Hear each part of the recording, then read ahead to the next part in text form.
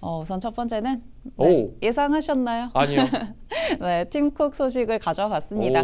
앞서서도 좀 이야기를 해주셨지만 그래도 다시 한번 좀 짚고 넘어가면 좋을 것 같아서 첫 번째로 가져와 봤고요. 어제 이제 제가 전해드렸던 게 이제 팀쿡과 트럼프 대통령이 만나면서 트럼프 대통령이 이제 트루스 소셜에 올렸다라고 이야기를 해드렸죠. 애플이 미국에 수천억 달러 투자를 약속을 했고 또 멕시코에 있는 공장 미국으로 이전한다라고 인터뷰를 했었는데요. 구체적인 금액이 좀 나왔습니다. 간밤에. 그래서 관련해서 한번 살펴보면 좋을 것 같은데요. 우선은 애플이 미국에 5천억 달러 기록적인 투자를 발표했다라고 트루스 소셜에 또 트럼프 대통령이 올렸습니다. 그리고 이 부분에 대해서 이렇게 투자한 거는 결국은 우리가 하는 일에 대한 믿음, 그것이 없이는 10센트도 투자하지를 않았을 것이다. 고맙다 팀쿡, 애플 이렇게 이야기를 했더라고요. 사실 본인이 말한 거랑 그 흐름은 조금 다를 수도 있을 것 같은데 그래도 어쨌든 우리에게 투자를 하기로 했다라고 이야기를 했던 부분 좀 더 명확하게 이야기를 했고요. 그리고 관련해서 보도들도 나왔죠.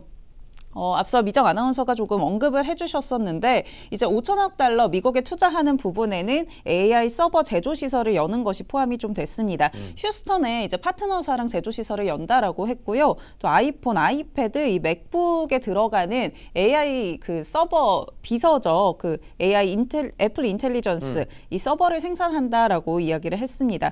가동 같은 경우는 2026년부터 좀 시행이 될 것이다라고 예정이 되어 있고요. 이 밖에 이 5천억 달러 투자하는 거에는 신규 채용도 좀 예정이 되어 있고 그 밖에 애플 TV 같은 이런 미디어 스트리밍 서비스 콘텐츠 이런 부분에 대해서도 좀 확대해 나간다라는 부분이 포함이 되어 있었습니다. 확실히 미국 내에서 여러 가지를 투자하겠다라고 했는데 근데 이게 생각보다 저는 어떤 뭔가 제조업 시설이 좀 옮겨온다던가 좀 더 공격적인 투자를 할 거라고 생각했는데 규모는 굉장히 큰데 뭔가 이렇게 애플 TV 그냥 콘텐츠라던가 이렇게 이야기를 하니까 조금은 약하지 않나? 이런 생각도 들었습니다. 그래서 주식이 올랐어요. 네.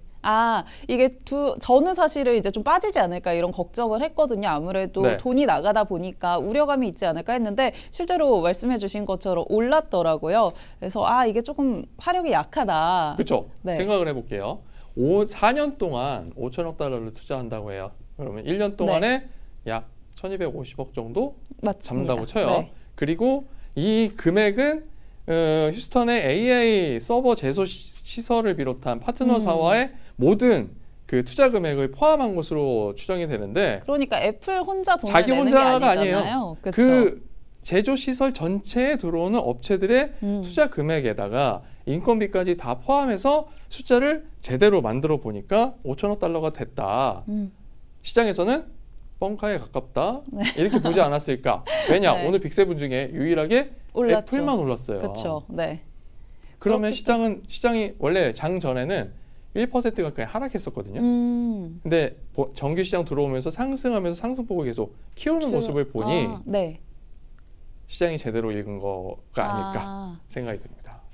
그런 의도가 확실히 좀 보여지는 세부 내용을 따져보니까 그런 모습들이 보여졌고요. 아무래도 그래서 애플 주가에 긍정적인 영향을 미쳤다라고 정리해 주셨는데 이런 흐름들이 조금 어떻게 이어질지 한번 살펴보시면 좋을 것 같고 또 어쨌든 미국에 좀 투자를 하겠다라고 이야기를 했기 때문에 이게 또 중국의 관세에 부과하는 부분이랑 또 맞닿아 있잖아요. 그렇기 때문에 좀 또 애플의 긍정적인 소식들이 들려올 수 있을지 한번 지켜보시면 좋을 것 같습니다. 두 번째도 살펴보겠습니다. 어제 이어서 마크롱 대통령 자주 나오네요. 어제 이어서 마크롱 대통령을 가져왔는데요. 트루스 소셜에 또 이렇게 올라왔습니다. 트럼프 대통령이 사진 참. 근데 굉장히 차이가 많이 나죠, 생각보다. 엄지손가락의 각도를 좀 유심히 봐주시겠습니까? 마크롱 대통령이 상대적으로 높고요. 트럼프 대통령은 이건 엄지가 약간 절반 정도밖에 안 올라온 것 같아 보여요. 제 눈에는. 맞네요. 이야기가 그렇게 잘 되지 않았다는 의미일 수도 있지 않을까. 그러면은 트럼프 대통령 입장에서 좀 이야기가 잘 안 된 걸로 보시는 걸까요? 아니 프랑스 그냥 별로야 뭐 이런. 사실 의견이 좀 갈렸다 이런 이야기들도 있었는데 그렇군요. 한번 살펴보겠습니다. 둘이 표정이 차이가 있네요라고 비상장 인간님도 말씀해 주셨는데 네, 맞습니다. 엄지도 다른 것뿐만이 아니라 표정도 굉장히 다르죠. 네, 그래서 어떤 이야기들이 있었나 살펴보면요.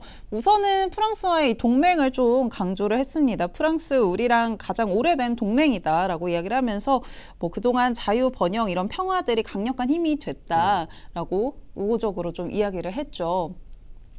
그렇지만 좀 다양한 이야기들이 좀 나왔는데요. 같이 한번 살펴보시면 우선은 이 G7 의장국인 트리도 총리가 주재하는 회의에서 이제 이야기를 나눴다라고 이야기를 하면서 내가 대통령이었으면 절대 시작이 되지 않았을 전쟁이다. 그래서 참석자는 전쟁이 모두 끝나야 한다라는 목표를 우선은 공유를 했다라고 이야기를 했고요. 또 역시나 트럼프 대통령 같은 경우는 핵심 광물 그리고 히토류 협정, 이 우크라이나랑 미국 간의 협정에 대해서 강조를 했다라고 이야기를 했습니다. 네.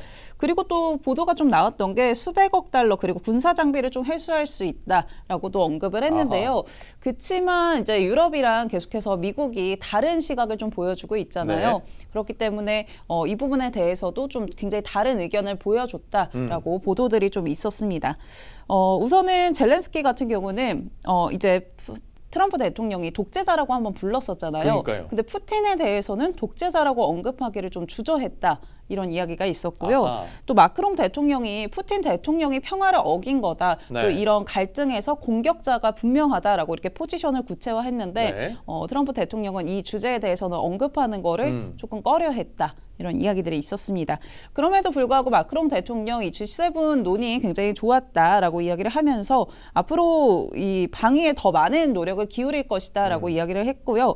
그러면서 이제 우크라이나에 대해서 유럽이 방어 역할을 하겠다라는 의지를 조금 표명했다라고 시장은 분석을 하고 있습니다. 그리고 또 한 가지 그래도 의견이 합치가 됐죠. 평화협정 체결이 되면은 유럽 네. 평화유지군 배치하는 거에는 합의를 했다라는 보도들이 있었습니다. 그리고 사진에서 하나 더 볼 점은 네. 트럼프 대통령이 손바닥을 내놓고 악수를 했을 건데 네. 지금 손 모양새는 트럼프 대통령에게 감아쥐는 듯한 그림이잖아요. 이거 손 줘 이런 느낌이잖아요. 그러니까요. 이거 잘 생각하시면 네. 제가 말씀을 못 드리겠지만 네. 손 내놔 이런 이미지 그러니까 본인이 더 강함을 나타내고 또 그립을 엄청 세게 잡는다고 줬죠. 하잖아요. 맞아요. 악수할 때도 그런 이미지가 바로 실제로 사진에서도 계속 드러나고 표정 보세요. 네. 그래 이를 악물었나요? 내가 봐줄게. 응? 네. 내가 너희 봐줄게. 이런 듯한 느낌. 트럼프가 아주 의도적으로 이런 언론을 잘 활용하고 있다 이렇게 보시면 되겠습니다. 네, 맞습니다. 손에 힘이 꽉 들어간 게 사진에도 보이고 있는데요. 그 밖에도 좀 언급했던 부분들을 정리를 해보면은 우선은 러시아에 대해서도 히토류 우리가 원하는 것들 갖고 있다라고 이야기를 하면서 러시아와도 이 경제 개발 거래가 좀 있을 것이다 시도하고 있다라는 것들 보여줬습니다. 그리고 이제 유럽과 상호 관세 계속 지속될 것이다라는 부분들도 재확인했다라고 이야기를 했는데요. 아무래도 이 이슈는 조금 더 가져가 봐야 되지 않을까 하는 생각이 듭니다. 그래서 관세 이야기가 나와서 세 번째는 또 관세. 결국은 메인으로 또 등장하는군요. 관세 이야기를 한번 가져봤는데요. 우선은 멕시코 그리고 이 캐나다에 대해서 관세 계속될 것이다라고 언급을 했습니다. 사실 지난 2월 1일에 이제 멕시코와 캐나다 제품에 25% 관세 부과하겠다. 또 캐나다 에너지 제품에는 10% 관세 부과하겠다라고 이 행정명령에 서명을 했잖아요. 근데 이제 한 달 정도가량 미뤄졌었죠. 그쵸. 그리고 나서 이제 이 부분이 다시 발효될 것이냐라고 질문을 했는데 관세 정해진 시간대로 예정대로 시행되고 있다. 다음 주 이 기간이 끝나면은 연기가 된 부분에 대해서 끝이 나면 예정대로 시행될 것이다라고 이야기를 했기 때문에 다음 주에는 또 이 부분에 대해서 주목해봐야 되지 않을까라고 생각이 듭니다. 이 발언이 나오면서 뉴욕 증시가 장 막판에 다시 또 흘러내리는 모습을 보였습니다. 맞아요. 관세 우려가 계속해서 영향을 주고 있는데요. 아무래도 다음 주 일정을 앞두고 있다 보니까 또 다음 주까지는 또 계속 지켜봐야 되지 않나. 이번 주 금요일이 아주 피 터지는 하루가 될 가능성이 있어 보입니다. 네, 실적 발표도 있고 뭐 PC도 확인해봐야 되고. 여기에 트럼프의 이제 관세 진짜 때린다? 아니면 그 전에 협상이 돼서 우리 또 내놓을 해결했다? 수도 있죠. 이런 거에 따라서 변동성이 상당히 커질 수 있습니다. 네, 이런 부분들 계속해서 좀 주목해 보시면서 시장 대응해 보셔야 될 것 같고요. 지수 선물 상황은 어떻게 바뀌었는지 같이 한번 확인해 보겠습니다. 네, 현재 3대 지수, 주요 지수 모두 강보합 흐름으로 전환을 했습니다. 다우존스 산업평균 지수 0.12%, S&P 500이 0.13%, 나스닥이 0.12%, 그리고 러셀 2000도 0.17% 강보합 흐름 나타내서 정규 시장 마감 이후의 흐름이 조금 바뀌는 양상이고요. 빅스 지수 0.2% 하락하면서 시장 안정감을 일단 다시 찾아가고 있습니다. 네, 지수 선물 강보합으로 좀 돌아선 모습인데요. 네. 이런 부분 국내장에도 반영될지 체크해 보시면 좋을 것 같고요. 또 이어지는 박명석의 K픽 통해서 국내 시장 힌트들 찾아가 보시죠.